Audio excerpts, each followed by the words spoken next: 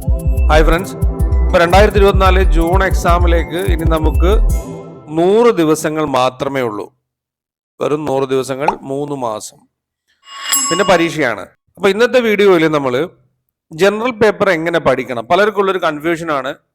General paper എങ്ങനെ പഠിക്കണം, അതിൽ എത്രത്തോളം മാർക്ക് സ്കോർ ചെയ്യണം, ഏതൊക്കെ രീതിയിൽ പഠിച്ചാലാണ് നമുക്ക് മാർക്ക് നേടാൻ സാധിക്കുക, എന്തൊക്കെയാണ് അതിൻ്റെ സ്ട്രാറ്റജീസ് എന്നുള്ളത്.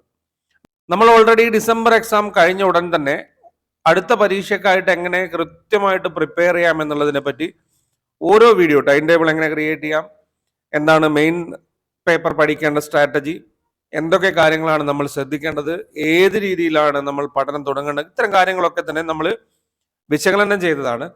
അതിൻ്റെ ഒരു ഫൈനൽ പാർട്ട് എന്നുള്ള രീതിയിലാണ് നമ്മൾ ഇന്നത്തെ വീഡിയോ അപ്ലോഡ് ചെയ്യുന്നത്. ഓക്കെ, അപ്പോൾ ജനറൽ പേപ്പറിനെ പറ്റി കോമൺ ആയിട്ട് കുറച്ച് കാര്യങ്ങൾ മനസ്സിലാക്കാം. എല്ലാ സബ്ജക്റ്റിനുള്ള ഒരു പേപ്പറാണ് ജനറൽ പേപ്പർ എന്ന് പറയുന്നത്. എല്ലാവരും എഴുതേണ്ട ഒരു പേപ്പറാണ്. ഓക്കെ, നമുക്ക് ടോട്ടലായിട്ട് 50 ചോദ്യങ്ങളും 100 മാർക്കുമാണ് അതിന് വരുന്നത്. ഒരു ചോദ്യത്തിന് 2 മാർക്ക് വീതം. 10 യൂണിറ്റ് ആണുള്ളത്. ഒരു യൂണിറ്റിൽ നിന്നും 5 ചോദ്യങ്ങൾ 10 മാർക്കിനുള്ളത്, അങ്ങനെ 100 മാർക്കിനുള്ള ചോദ്യങ്ങൾ. ഇതൊക്കെ നമ്മൾ ഒരുപാട് വീഡിയോയിൽ കൃത്യമായിട്ട് വിശദീകരിച്ചതാണ്. അതുകൊണ്ടാണ് ഇതിങ്ങനെ പറഞ്ഞു പോകുന്നത്.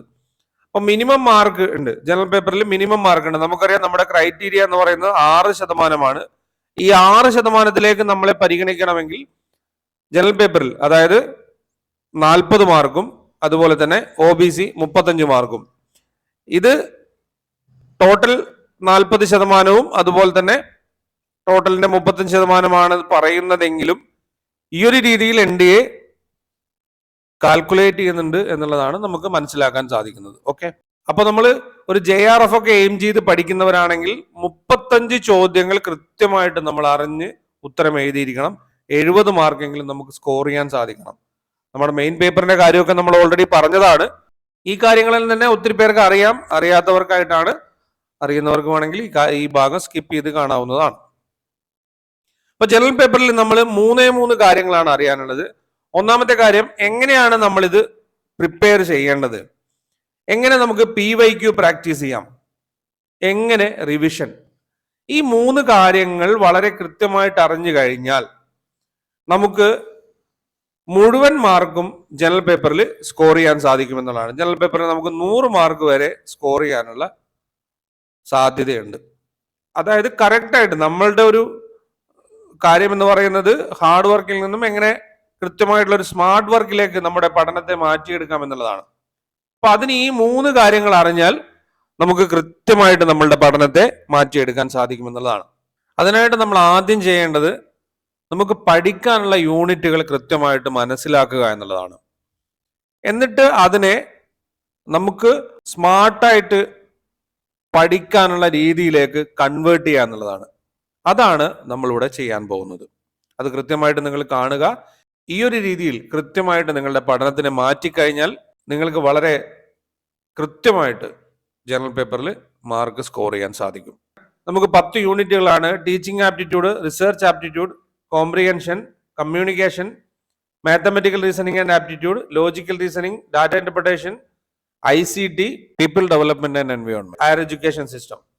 അപ്പൊ ഇതിന്റെ ഒരു ഘടന തന്നെ നോക്കിക്കഴിഞ്ഞാൽ നമുക്ക് മനസ്സിലാവും. ആദ്യത്തെ 1-2 യൂണിറ്റുകൾ നമുക്ക് തിയറി യൂണിറ്റുകളാണ്. കംപ്ലീറ്റ് കാര്യങ്ങൾ നമ്മൾ അതിൽ പഠിക്കേണ്ടതുണ്ട്. മൂന്നാമത്തേൽ വരുമ്പോൾ നമ്മൾ റീഡിംഗ് കോംപ്രിഹെൻഷൻ വരുന്നു. വീണ്ടും നമുക്കൊരു തിയറി യൂണിറ്റ്, കമ്മ്യൂണിക്കേഷൻ വരുന്നുണ്ട്. പിന്നെ വരുന്ന 3 യൂണിറ്റുകൾ ഏകദേശം സിലബസിന്റെ സെൻട്രൽ ഭാഗത്തായിട്ട് നമുക്ക് mathematic reasoning, logical reasoning, data interpretation. ഇത് ലോജിക്കൽ റീസണിങ് ഒഴികെ ബാക്കി 2 യൂണിറ്റുകളും full and full mathematical related ആയിട്ടുള്ള കാര്യങ്ങളാണ്. ലോജിക്കൽ റീസണിങ്ങിൽ കുറച്ച് കാര്യങ്ങൾ നമ്മൾ പഠിക്കേണ്ടതായിട്ടും വരുന്നുണ്ട്. അതിലും ലോജിക്കലായിട്ട് തിങ്ക് ചെയ്ത് മാത്തമെറ്റിക്കൽ റിലേറ്റഡ് ആയിട്ടുള്ള കാര്യങ്ങൾ തന്നെയാണ് വരുന്നത്. ഓക്കെ, ഈ 3 യൂണിറ്റ്. അതിനുശേഷം വീണ്ടും information communication technology, people develop, higher education system. ഈ 3 തിയറി യൂണിറ്റുകൾ വീണ്ടും വരികയാണ്. അപ്പൊ ഇതിനെ നമുക്ക് എങ്ങനെ പഠിക്കണം, ഏത് രീതിയിൽ പഠിക്കണം. നമ്മൾ ഈ ത്രൂ ഔട്ട് ഇങ്ങനെ ഒരു കാര്യം പഠിച്ചു പോകുന്ന സമയത്ത് പലരും മാത്തമെറ്റിക്കൽ റീസണിങ്ങിൽ എത്തുന്ന സമയത്ത് നമുക്ക് കൂടുതൽ സമയം വേണ്ടി വരും. പിന്നീടുള്ള യൂണിറ്റുകൾ പഠിക്കാനുള്ള സമയം നമുക്ക് തികയാതെ വരുമെന്നുള്ളതാണ്. അതുകൊണ്ട് തന്നെ ജനറൽ പേപ്പറിനെ നമ്മളൊരു സ്മാർട്ട് സ്റ്റഡിയിലേക്ക് മാറ്റുന്ന സമയത്ത് നമുക്ക് ടോപ്പിക്കുകളെ ഇങ്ങനെ തരംതിരിക്കാം. അതായത് teaching aptitude, research aptitude, communication, ICT, people development and environment. Higher education system എന്നുള്ള തിയറി യൂണിറ്റുകൾ. റീഡിംഗ് കോംപ്രഹെൻഷന്റെ കാര്യം നമ്മൾ തുടക്കത്തിലേ പറഞ്ഞു കഴിഞ്ഞു. നമ്മൾ അതിനായിട്ടൊരു വീഡിയോ ചെയ്തിട്ടുണ്ടായിരുന്നു. ഡെയിലി പ്രാക്ടീസ് ചെയ്യേണ്ട ഒരു കാര്യമാണ് റീഡിംഗ് കോംപ്രഹെൻഷൻ എന്ന് പറയുന്നത്. കാരണം നമ്മുടെ മെയിൻ സബ്ജക്റ്റിൽ 10 ചോദ്യങ്ങളും ജനറൽ പേപ്പറിൽ 5 ചോദ്യങ്ങളടക്കം 15 ചോദ്യങ്ങൾ 30 മാർക്കിനുള്ളതാണ്. നമ്മൾ പ്രത്യേകമായിട്ട് അതിനൊരു വീഡിയോ ചെയ്തിട്ടുണ്ട്. അതിൽ എങ്ങനെയാണ് റീഡിംഗ് കോംപ്രഹെൻഷൻ പ്രാക്ടീസ് ചെയ്യേണ്ടത്, ഏത് രീതിയിലാണ് നമ്മളെടുത്ത് ഡെയിലി പ്രാക്ടീസ് ചെയ്യാനുള്ള കാര്യങ്ങൾ നിങ്ങൾക്ക് ലഭിക്കുന്നത് എന്നുള്ളതും കൃത്യമായിട്ട് അതിൽ കൊടുത്തിട്ടുണ്ട്. ഡെയിലി നമ്മുടെ വെബ്സൈറ്റിൽ നിങ്ങൾക്ക് കോംപ്രഹെൻഷൻ പ്രാക്ടീസ് ചെയ്യാനുള്ള കാര്യങ്ങൾ ലഭിക്കുന്നുണ്ട്. അത് നിങ്ങൾ മാക്സിമം ഉപയോഗപ്പെടുത്തുക എന്നുള്ളതാണ് അതിൽ പറയാനുള്ളത്. അപ്പോൾ കോംപ്രഹെൻഷന്റെ കാര്യത്തിൽ നമുക്കൊരു തീരുമാനമായി. നമുക്കിനി 9 യൂണിറ്റുകളാണ് ഉള്ളത്. ഈ 9 യൂണിറ്റിൽ 6 യൂണിറ്റുകൾ നമ്മൾ എങ്ങനെ പഠിക്കണം? വളരെ കൃത്യമായിട്ട് നമ്മൾ ഇതിലെ കാര്യങ്ങൾ മനസ്സിലാക്കുക എന്നുള്ളതാണ്. അങ്ങനെ വെറുതെ മനസ്സിലാക്കി പോയാൽ പോരാ, ഒരു നോളജ് ഉണ്ടാക്കിയെടുക്കുക. എന്താണ് teaching aptitude? As A teacher നിങ്ങൾ എങ്ങനെയൊക്കെയാണ് നിങ്ങളുടെ ക്ലാസ്സിൽ ബിഹേവ് ചെയ്യുക, അങ്ങനെയുള്ള കാര്യങ്ങൾ നിങ്ങളുടെ ചിന്തയിൽ നിന്നും നിങ്ങളൊരു ടീച്ചർ ആയാൽ എന്തൊക്കെ കാര്യങ്ങൾ ചെയ്യാൻ സാധിക്കും, എന്തൊക്കെ കാര്യങ്ങൾ ചെയ്യണം, അങ്ങനെ പ്രാക്ടിക്കലായിട്ടും തിയറിറ്റിക്കലായിട്ടും അതിനെ മനസ്സിലാക്കാൻ ശ്രമിച്ചാൽ വളരെ കൃത്യമായിട്ട് നിങ്ങൾക്ക് അതിൽ മാർക്ക് സ്കോർ ചെയ്യും. ആ രീതിയിൽ തന്നെ നിങ്ങൾ ഉൾക്കൊള്ളണം. അത് മനസ്സിലായല്ലോ? റിസർച്ചിനെ സംബന്ധിച്ചിടത്തോളം അതും അതേ രീതിയിൽ തന്നെയാണ്. നമ്മളൊരു കാര്യത്തിന് അറിയാൻ ശ്രമിക്കുക, അല്ലെങ്കിൽ പുതിയൊരു കാര്യം കണ്ടെത്തുക. അതിന് നിലവിലുള്ള പല രീതികൾ നമുക്ക് ഉപയോഗിക്കാവുന്നതാണ്. മെത്തേഡുകൾ അതിൽ ഒരുപാടുണ്ട്. ആ കാര്യങ്ങളൊക്കെ കൃത്യമായിട്ട് പഠിക്കണം. റിസർച്ചിന്റെ മെത്തേഡ്സ് ഒക്കെ നമുക്ക് റിപ്പീറ്റ് ചെയ്യുന്ന ഏരിയകളാണ് ചോദ്യങ്ങളിൽ. കമ്മ്യൂണിക്കേഷൻ വളരെ ഇമ്പോർട്ടന്റ് ആയിട്ടുള്ള ഒരു ടോപ്പിക്കാണ്. കമ്മ്യൂണിക്കേഷനെ സംബന്ധിച്ചിടത്തോളം നമ്മളുടെ കമ്മ്യൂണിക്കേഷൻ എന്തൊക്കെയാണ്, അതിൽ ICT എത്രത്തോളം പ്രാധാന്യമുണ്ട്. അപ്പൊ ഇതിലൊക്കെ തന്നെ ടീച്ചിങ്ങിലായാലും റിസർച്ചിലായാലും കമ്മ്യൂണിക്കേഷൻ ആയാലും ഇൻഫർമേഷൻ ആൻഡ് കമ്മ്യൂണിക്കേഷൻ ടെക്നോളജി വളരെ ഇമ്പോർട്ടന്റ് ആയിട്ടുള്ള ഒരു ഫാക്ടറാണ്. അടുത്ത തിയറി ടോപ്പിക് ICT ആണ്. ICTയിൽ നിന്നും ചോദ്യങ്ങൾ വരുന്നത് ഈ തവണ മുതൽ വളരെ ഡിഫറെന്റ് ആയിട്ടാണ് വരുന്നത്. വളരെ ഈസി ആയിട്ടുള്ള ചോദ്യങ്ങൾ നമുക്ക് വളരെ ഡിഫിക്കൽട്ട് ആയിട്ട് തോന്നുന്ന രീതിയിൽ, നമുക്ക് സമയനഷ്ടം ഉണ്ടാക്കുന്ന രീതിയിലാണ് ICTയിൽ നിന്നൊക്കെ ഇത്തവണ ചോദ്യങ്ങൾ വന്നിരിക്കുന്നത്. അപ്പൊ അത്തരം ചോദ്യങ്ങൾക്ക് നമുക്ക് ഉത്തരം എഴുതണമെങ്കിൽ നമുക്ക് ഈ കാര്യത്തിനെ പറ്റി, നമ്മൾ ഈ യൂണിറ്റിൽ പറഞ്ഞിരിക്കുന്ന കാര്യങ്ങളെ പറ്റിയിട്ട് നമുക്ക് കൃത്യമായിട്ടുള്ള അറിവുണ്ടായാൽ മാത്രമേ ICTയിൽ നിന്നുള്ള ചോദ്യങ്ങൾക്ക് നമുക്ക് ഉത്തരം എഴുതാൻ സാധിക്കുകയുള്ളൂ. ICT വളരെ ഇമ്പോർട്ടന്റ് ആയിട്ടുള്ള ഒരു കാര്യമാണ്. ശരിക്കും പറഞ്ഞു കഴിഞ്ഞാൽ നമ്മൾ ICTയിൽ സ്റ്റാർട്ട് ചെയ്യണം പഠിക്കുന്നത് തന്നെ. കാരണം ബാക്കി എല്ലാ യൂണിറ്റുകളിലും ഒരുപോലെ ഉള്ള ഒരു കാര്യമാണ് ICT എന്ന് പറയുന്നത്. ഹയർ എഡ്യൂക്കേഷനിലായാലും കമ്മ്യൂണിക്കേഷനിലായാലും ടീച്ചിങ്ങിലായാലും റിസർച്ചിലായാലും ഒക്കെ തന്നെ ICT വരുന്നുണ്ട്. അതുകൊണ്ട് വളരെ ഇമ്പോർട്ടന്റ് ആയിട്ടുള്ള ഒരു ടോപ്പിക്കാണ്. നമ്മുടെ സിലബസ് മാറിയതിനു ശേഷം ശക്തമായിട്ട് കൂട്ടിച്ചേർത്തൊരു ഭാഗം കൂടിയാണ് ICT എന്ന് പറയുന്നത്. അതുപോലെ തന്നെ തിയറി യൂണിറ്റുകളിൽ ഏറ്റവും ടഫ് ആയിട്ടുള്ള ഒരു യൂണിറ്റ് ആണ് പീപ്പിൾ ഡെവലപ്മെന്റ് ആൻഡ് എൻവയോൺമെന്റ്. വളരെ ടഫാണ്. കൃത്യമായിട്ട് മനസ്സിലാക്കി പഠിക്കണം. ഒരു ചുരുക്കി പറഞ്ഞാൽ കാര്യങ്ങളൊക്കെ തന്നെ ബൈഹാർട്ട് ചെയ്ത് പഠിക്കേണ്ട ഒരു യൂണിറ്റ് ആണ് പീപ്പിൾ ഡെവലപ്മെന്റ് ആൻഡ് എൻവയോൺമെന്റ് എന്ന് പറയുന്നത്. വളരെ ഇമ്പോർട്ടന്റ് ആയിട്ടുള്ള യൂണിറ്റ് ആണ്. കൃത്യമായിട്ട് പഠിച്ചു കഴിഞ്ഞാൽ നമുക്ക് 10 മാർക്കും സ്കോർ ചെയ്യാൻ പറ്റുന്ന ഒരു യൂണിറ്റ് ആണ്. Higher education system teaching aptitude പോലെ തന്നെ അല്ലെങ്കിൽ കമ്മ്യൂണിക്കേഷൻ പോലെ തന്നെ നമുക്ക് കൃത്യമായിട്ട് പഠിച്ചു കഴിഞ്ഞാൽ, അതിലുള്ള കാര്യങ്ങൾ കൃത്യമായിട്ട് പഠിച്ചു കഴിഞ്ഞാൽ നമുക്ക് അതിൽ നിന്നുള്ള 5 ചോദ്യങ്ങൾക്കും ഉത്തരം എഴുതാൻ സാധിക്കും എന്നുള്ളതാണ്. അപ്പോൾ തിയറി യൂണിറ്റുകൾ എങ്ങനെയാണ് പഠിക്കേണ്ടതെന്നുള്ളതൊക്കെ വിശദമായിട്ട് നമ്മൾ വീഡിയോ ചെയ്തതാണ്. നമ്മൾ ബ്രീഫായിട്ടാണ് ഇതിൽ കാര്യങ്ങൾ പറഞ്ഞിരിക്കുന്നത്. ഈ ഒരു രീതിയിൽ നിങ്ങൾ കാര്യങ്ങളെ ഫോളോ ചെയ്യുക. പറ്റുമെങ്കിൽ ജനറൽ പേപ്പർ പഠിക്കുന്ന സമയത്ത് ICTയിൽ സ്റ്റാർട്ട് ചെയ്യാൻ നോക്കുക. ICTയിൽ തുടങ്ങിക്കഴിഞ്ഞാൽ നിങ്ങൾക്ക് ബാക്കിയുള്ള യൂണിറ്റുകൾ പഠിക്കുന്ന സമയത്ത് ICT റിലേറ്റഡ് ആയിട്ടുള്ള കാര്യങ്ങൾ പഠിക്കുന്നതിൽ കുറച്ച് സമയം കുറവായിട്ട് ലഭിക്കും. അതുകൊണ്ട് തന്നെ ICT വളരെ ഇമ്പോർട്ടന്റ് ആയിട്ടുള്ള ഒരു ടോപ്പിക്കാണ്. ഓക്കെ, ഇപ്പൊ ടീച്ചിങ് ആപ്റ്റിറ്റ്യൂഡിലായാലും റിസർച്ചിലായാലും കമ്മ്യൂണിക്കേഷനിലായാലും ആ ഭാഗം വരുന്ന കാര്യങ്ങൾ വരുന്ന സമയത്ത് വളരെ എളുപ്പത്തിൽ മനസ്സിലാക്കി സമയനഷ്ടം ഇല്ലാതെ പഠിച്ചു തീർക്കാൻ സാധിക്കും എന്നുള്ളതാണ്. ഓക്കെ, അപ്പൊ നമ്മൾ തിയറി യൂണിറ്റും അതുപോലെ തന്നെ കോംപ്രിഹെൻഷന്റെ കാര്യവും വളരെ കൃത്യമായിട്ട് മനസ്സിലാക്കി കഴിഞ്ഞു. ഇനി എങ്ങനെയാണ് നമ്മൾ ഈ യൂണിറ്റിൽ നിന്നൊക്കെ PYQ പ്രാക്ടീസ് ചെയ്യേണ്ടത്? നിലവിൽ ഓരോ യൂണിറ്റിനെ പറ്റിയും കൃത്യമായി അറിയാതെ അല്ലെങ്കിൽ പഠിച്ച് തീർക്കാതെ PYQ പ്രാക്ടീസ് ചെയ്യുന്നത് ശരിയായ രീതിയല്ല. ഇപ്പൊ 2020 ശേഷം ഒരു കാരണവശാലും PYQ മാത്രം പ്രാക്ടീസ് ചെയ്തുകൊണ്ട് നിങ്ങൾക്ക് പരീക്ഷ എഴുതാനോ അല്ലെങ്കിൽ ചോദ്യങ്ങൾക്ക് ഉത്തരം എഴുതാൻ സാധിക്കില്ല. ഒരു ചോദ്യം പോലും നിങ്ങൾക്ക് ക്ലിയർ ചെയ്യാൻ സാധിക്കില്ല. 100% ഉറപ്പാണ്. ഓരോ യൂണിറ്റിനെ പറ്റിയിട്ടും കോംപ്രിഹെൻസീവ് ആയിട്ടുള്ള ഒരു നോളജ് ഉണ്ടെങ്കിൽ മാത്രമേ ഇനി വരുന്ന പരീക്ഷകൾക്ക് നമുക്ക് കൃത്യമായിട്ട് ഉത്തരം എഴുതാൻ പറ്റൂ. UGC പുതിയ NEP അനുസരിച്ചുള്ള പഠനവും പരീക്ഷയും തമ്മിലുള്ള പുതിയ മാനദണ്ഡങ്ങളൊക്കെ വന്നിട്ടുണ്ട്. ആ കാര്യങ്ങളൊക്കെ തന്നെ വിശദമായിട്ട് നമ്മൾ ചർച്ച ചെയ്യേണ്ടതായിട്ടുണ്ട്. ഇനിയുള്ള പരീക്ഷകൾ നമ്മൾ ഓൾറെഡി അതിന്റെ ഒരു വീഡിയോ ചെയ്തതാണ്. കൃത്യമായിട്ട് ഒഫീഷ്യലായിട്ട് അതിന്റെ കാര്യങ്ങൾ വരുന്നതേ ഉള്ളൂ. ആ കാര്യങ്ങളൊക്കെ തന്നെ വന്നു തുടങ്ങിയിട്ടുണ്ട്. അപ്പൊ അങ്ങനെ വരുന്ന സമയത്ത് ഇനിയുള്ള പരീക്ഷകൾ നമുക്ക് വളരെ ബുദ്ധിമുട്ടുണ്ടാകും.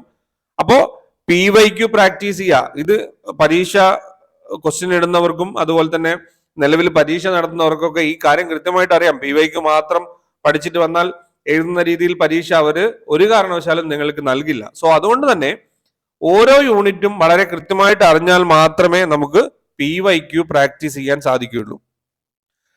PYQ പ്രാക്ടീസ് ചെയ്തതിനു ശേഷം റിവിഷൻ എങ്ങനെയാണ് എന്നുള്ളത് പലർക്കും ഒരു സംശയമുള്ള കാര്യമാണ്. റിവിഷൻ എന്ന് പറയുന്നത് നമ്മൾ ഈ കാര്യങ്ങൾ ഒന്നുകൂടെ ഉറപ്പിക്കുക. അതിൽ നമുക്ക് PYQ വേണമെന്നില്ല. PYQ നമ്മൾ പഠിച്ചു, PYQ പ്രാക്ടീസ് ചെയ്തു, കൃത്യമായിട്ട് നമുക്ക് ഉത്തരങ്ങൾ ലഭിച്ചു കഴിഞ്ഞു. അതിനുശേഷം പരീക്ഷയിലേക്ക് എത്തുന്ന സമയത്ത് ഒരു അവസാന മിനുക്കുമണി എന്നുള്ള രീതിയിൽ റിവിഷൻ മസ്റ്റ് ആണ്.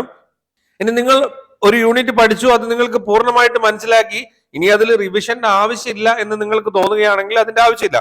റീഡിംഗ് കോംപ്രിഹെൻഷനെ സംബന്ധിച്ചിടത്തോളം നമുക്ക് റിവിഷൻ ഒന്നും വേണ്ടതില്ല, നമ്മൾ ഡെയിലി അത് പ്രാക്ടീസ് ചെയ്യണം. അപ്പൊ ഇത്രയും കാര്യങ്ങളാണ് ഈ 7 യൂണിറ്റിനെ പറ്റി കൃത്യമായിട്ട് നമുക്ക് പറയാനുള്ളത്. ഇനി അടുത്ത 3 യൂണിറ്റുകളാണ് mathematical reasoning, logical reasoning, data interpretation. ഈ 3 യൂണിറ്റുകൾ എങ്ങനെ പ്രാക്ടീസ് ചെയ്യണം, ഏത് രീതിയിലാണ് നമ്മളെ അത് ബാധിക്കുന്നത്, ഇത്തരം കാര്യങ്ങളൊക്കെ തന്നെ വളരെ വിശദമായിട്ട് നമുക്ക് അടുത്ത വീഡിയോയിൽ ചർച്ച ചെയ്യാം. കുറച്ച് കൂടുതൽ കാര്യങ്ങൾ അതിൽ പറയേണ്ടതായിട്ടുണ്ട്. ഇതിന്റെ കൂടെ തന്നെ ആ ഒരു വീഡിയോ അപ്ലോഡ് ചെയ്യും. 2 വീഡിയോ ആയിട്ടാണ് അപ്ലോഡ് ചെയ്യുന്നത്. കാരണം അതിൽ കുറച്ച് കാര്യങ്ങൾ നമുക്ക് മനസ്സിലാക്കാനുണ്ട്. ഈ ഒരു 3 യൂണിറ്റ് വളരെ വിഷമകരമാണ് എന്ന് നമുക്ക് തോന്നി കഴിഞ്ഞാൽ നമുക്ക് ജനറൽ പേപ്പർ വളരെ ഹാർഡായിട്ടുള്ള ഒരു ടോപ്പിക് ആയിട്ട് മാറും. അപ്പോ ഇതിനെ എത്രത്തോളം ഈസി ആക്കാൻ സാധിക്കുമോ അത്രത്തോളം നമ്മുടെ പഠനവും ഈസി ആകും. ബാക്കിയുള്ള യൂണിറ്റുകളൊന്നും നമുക്ക് പ്രശ്നമല്ല, ഒക്കെ നമുക്ക് മാർക്ക് സ്കോർ ചെയ്യാൻ സാധിക്കുന്നുണ്ട്. ഈ 3 യൂണിറ്റിലാണ് നമ്മൾ സ്റ്റക്ക് ആവുന്നത്. അപ്പൊ നമ്മൾ നമ്മളുടെ നിലവിലുള്ള പഠന സ്ട്രാറ്റജി മാറ്റി ഈ 3 യൂണിറ്റുകളെ എങ്ങനെ ഈസി ആക്കാം എന്നുള്ള കാര്യം മനസ്സിലാക്കണം. അപ്പൊ അത് നമ്മൾ ഓൾറെഡി കൂടുതൽ വീഡിയോ അതിനായിട്ട് ചെയ്തിട്ടില്ല. അതുകൊണ്ട് തന്നെ അത് വളരെ വിശദമായിട്ട് നമ്മൾ മനസ്സിലാക്കേണ്ടതുണ്ട്. അപ്പൊ ഈ വീഡിയോ കഴിഞ്ഞ ഉടൻ തന്നെ ഇതിനോടൊപ്പം തന്നെ ആ ഒരു വീഡിയോ അപ്ലോഡ് ചെയ്യാം. അപ്പൊ നിങ്ങൾക്ക് 2 വീഡിയോ കണ്ടതിന് ശേഷം വളരെ കുറഞ്ഞ സമയം മാത്രമേ വരുന്നുള്ളൂ. നമ്മുടെ കാര്യങ്ങൾ ഇപ്പൊ പുതിയ പഠനമൊക്കെ അനുസരിച്ചിട്ട് നമുക്ക് ഒരു കാര്യത്തിലേക്ക് കൂടുതൽ സമയം കോൺസെൻട്രേറ്റ് ചെയ്യാൻ പറ്റുന്നില്ല. അതൊരു പുതിയ കാലഘട്ടത്തിന്റെ ഒരു പ്രോബ്ലം ആണ്. അപ്പൊ അതുകൊണ്ട് തന്നെ കാര്യങ്ങളെ അറിയാൻ നമ്മൾ വളരെ കുറച്ച് സമയം മാത്രമേ ഉപയോഗിക്കുന്നുള്ളൂ. സോ അതുകൊണ്ട് ഇത് 2 വീഡിയോ ആയിട്ട് ചെയ്യുന്ന സമയത്ത് നിങ്ങൾക്ക് മടുപ്പില്ലാതെ കാര്യങ്ങളെ മനസ്സിലാക്കാം, പഠനം കൃത്യമായിട്ട് മുന്നോട്ടേക്ക് കൊണ്ടുപോകാം. ഓർക്കുക, നമ്മുടെ മുമ്പിൽ ഇനി 100 ദിവസങ്ങൾ മാത്രമേ ഉള്ളൂ. ദിവസങ്ങൾ, പരീക്ഷയിലേക്കുള്ള ദിവസങ്ങൾ എണ്ണപ്പെട്ടു കഴിഞ്ഞു എന്നുള്ളത് നമ്മൾ മനസ്സിലാക്കാം. അപ്പോൾ ഈ 3 യൂണിറ്റുകൾ വളരെ പെട്ടെന്ന് തന്നെ വീഡിയോ അപ്ലോഡ് ചെയ്യാം. ഈ കാര്യങ്ങൾ നിങ്ങൾ മനസ്സിലാക്കുക, പഠനത്തെ ഈ ഒരു രീതിയിലേക്ക് മാറ്റുക. 100% നിങ്ങൾക്ക് ഈ പറഞ്ഞ യൂണിറ്റിൽ നിന്നൊക്കെ മാർക്ക് 100% സ്കോർ ചെയ്യാൻ സാധിക്കുമെന്നുള്ളതാണ്. അപ്പൊ കോംപ്രിഹെൻഷൻ ഡെയിലി നമ്മൾ പ്രാക്ടീസ് ചെയ്യാൻ കൊടുക്കുന്നുണ്ട്. നമ്മുടെ വെബ്സൈറ്റിലുണ്ട്. ടെലിഗ്രാം ചാനലിൽ ജോയിൻ ചെയ്യുക. ഇന്നു മുതൽ 1 or 2 ക്വസ്റ്റ്യൻ വേണമെങ്കിൽ നമുക്ക് അപ്ലോഡ് ചെയ്യാം. നിങ്ങൾ ആ കാര്യം ഒന്ന് കമന്റ് ചെയ്യാം. ഇത്രയും കാര്യങ്ങളാണ് ഈ വീഡിയോയിൽ പറയാനുള്ളത്. ഇപ്പൊ mathematical reasoning, logical reasoning, data interpretation, ഈ 3 കാര്യങ്ങളും നമുക്ക് വളരെ വിശദമായിട്ട് അടുത്ത വീഡിയോയിൽ ചർച്ച ചെയ്യാം. അപ്പൊ നമുക്ക് അടുത്ത വീഡിയോയിൽ കാണാം. Thank you for watching. Keep studying. Stay safe.